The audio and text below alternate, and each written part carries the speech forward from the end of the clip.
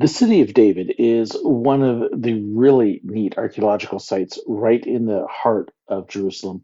It sits right next to the old city, right next to the Temple Mount, and the history that is here. Oh my goodness. And there's a couple really neat things you can visit. And there is first look at City of David, the excavations going on here. We're going to go down and get a little bit closer look. It gives you an idea of just how much is going on here. There's actually good portions you can't see, and that all dates back to 1,000 years BCE. So from the City of David, you can get a look at part of the city here. And then you come up, and that is the Mount of Olives right there. You can see all the buses up at the very top, and you can see the walkway down. The big green leads down to Gethsemane. That's not Gethsemane. Gethsemane's kind of hiding behind the hill here. You can see a couple trees poking up, but that walkway right there is the walkway down the hill from Olives. And again, Temple Mount's off to our left. And we're going to take a look around. That, by the way, is also a Jewish cemetery. Lots of history there. So right under the ticket booths in the entry area, and by the stairs that everybody likes to block off, is this. Now, one thing you don't want to be is you don't want to be this kid right here. He's where he shouldn't be. And he's also been vaping and other stuff. Don't be that kid. In case, this is the dig for the City of David.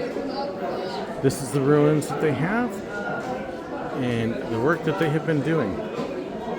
That is what they believe is the actual ruins of David's palace and some of the other parts of David's kingdom. And look, there's another one where he's not supposed to be. The ruins here date back to 1000 BCE, which is when David established his kingdom. There is historical as well as scriptural indications that this is where his city of David, where what we call the city of David sat, where his palace sat. And then they actually found in the ruins coins from one of the later kings, indicating that this dated all the way back and was used continuously. This is what they call the large stone structure, and this is what they actually believe was David's palace when he ruled over Israel. Really an amazing find.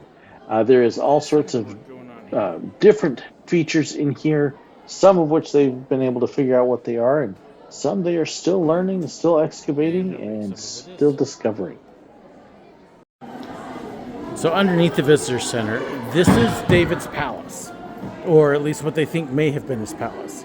And quite a number of things have been excavated, dug out. A lot of it they're not exactly sure what it was, but the palace is a pretty good guess. As we come over to the rest of it too, I'll kind of point out one thing. There is a school of thought out there that the temple sat over here, and when you visit, it becomes pretty clear that the temple wasn't here because there's no place for it. But we're going to continue on. From here, we're going to walk through this entryway over to the rest of the excavations. So as we come out, want some pottery shards? When we tell people that they're all over the place, we mean literally all over the place. So this is just what they have pulled from here. And then we'll kind of give you a little bit of an idea of the scope of the excavation work going on here.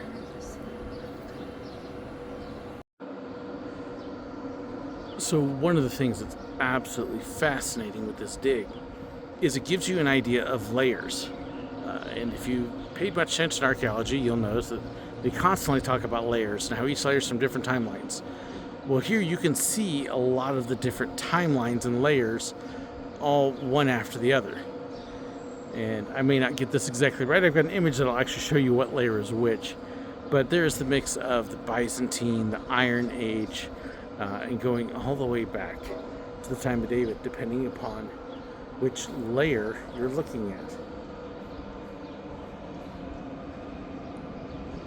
And it goes a long ways back. But one of the hard things is if you want to excavate to, say, Iron Age, well, you've got these other structures in the way from an earlier age or from a later age. Do you tear them down to get to it?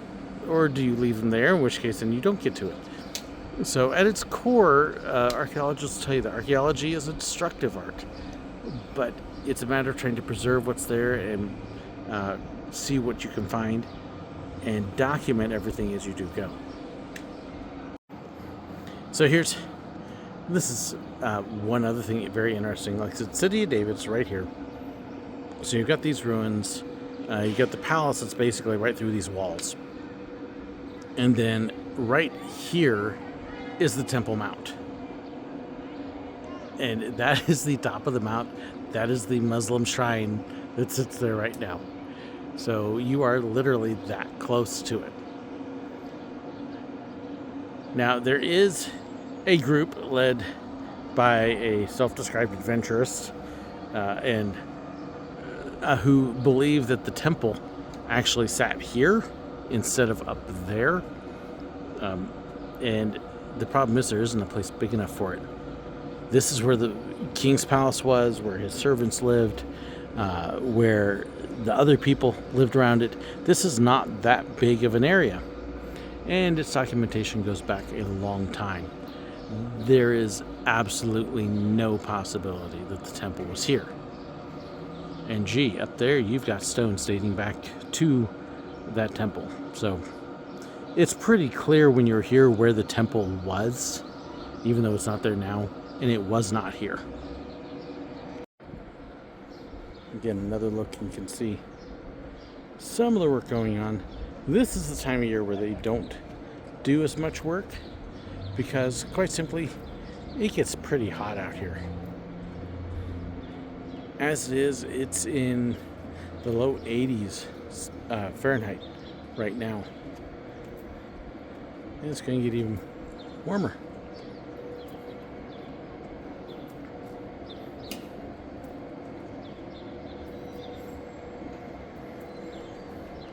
But the structure there is for a tent to give them shelter from winter weather, and you can see how far down they're going there.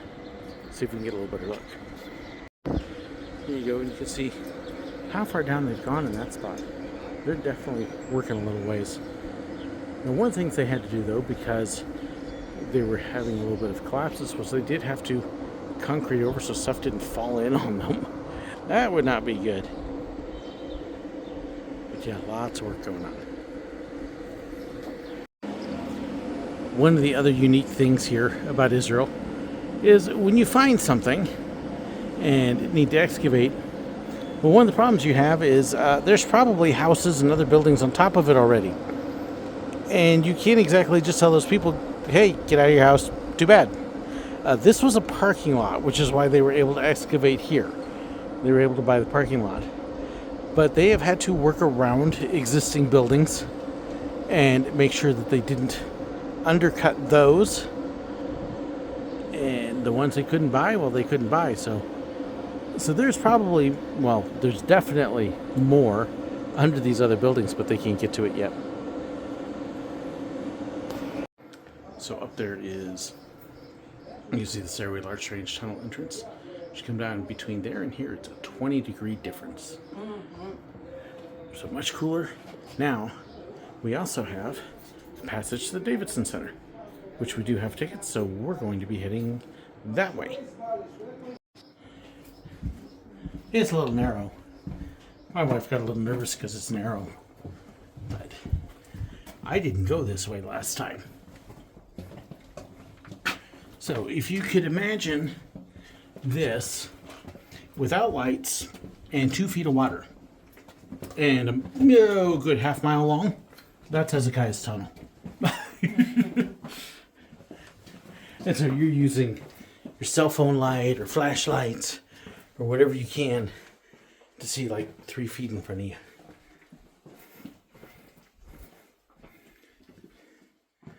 Wonder how old those stones are. They're old. And then we're going to step up this way. Watch your step, hon, because that is a little uneven. I didn't see that. That's why I was telling you.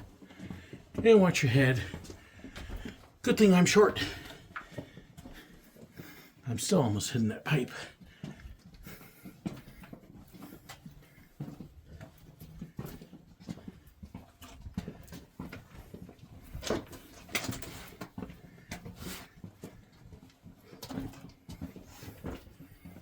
Okay.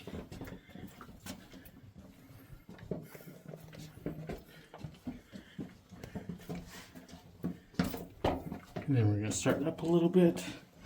Again, old stones under our feet. Watch your step, hun, because those can be slick. Like that one. Okay. Yeah, I really don't want video of me falling. You okay? Yeah. Do you need to hold on? No, I'm okay. Too narrow for you? No, a little bit. Do you know how far it goes? Well, we're going to walk underneath the wall.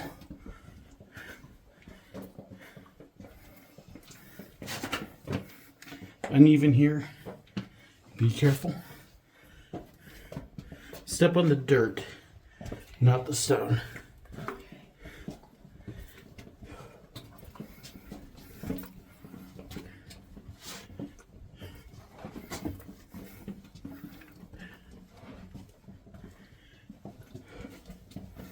Again, uneven. 2 steps there. And looks like there's a door coming up.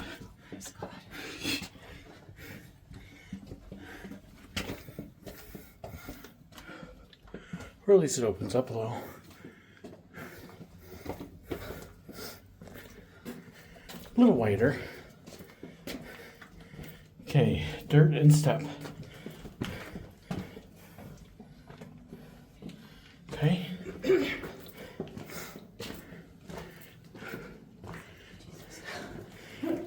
Yeah, her claustrophobia was kicking in. So, Next time I'll do it without fear because I know what to expect. But the water first cistern. time I feel Now, sincere. you can see that water is like right under our feet. So, there is a group of people out there that try to tell you that there's no water at the Temple Mount. Well, gotta look up. We're at the Temple Mount. Guess what? There's water. There's something like 30 cisterns underneath the temple. Yes. Watch your feet. It gets weird.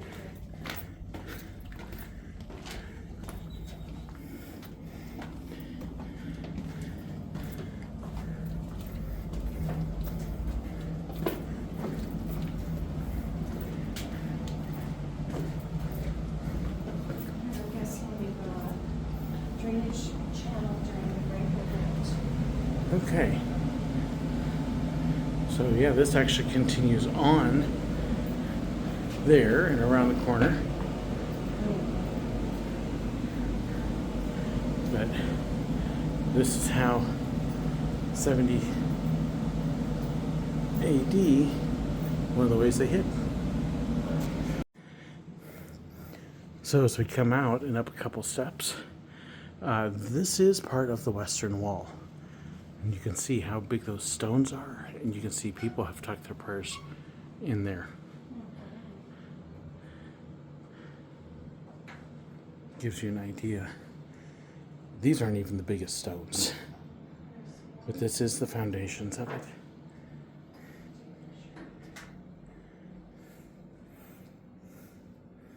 Gives you a quieter place.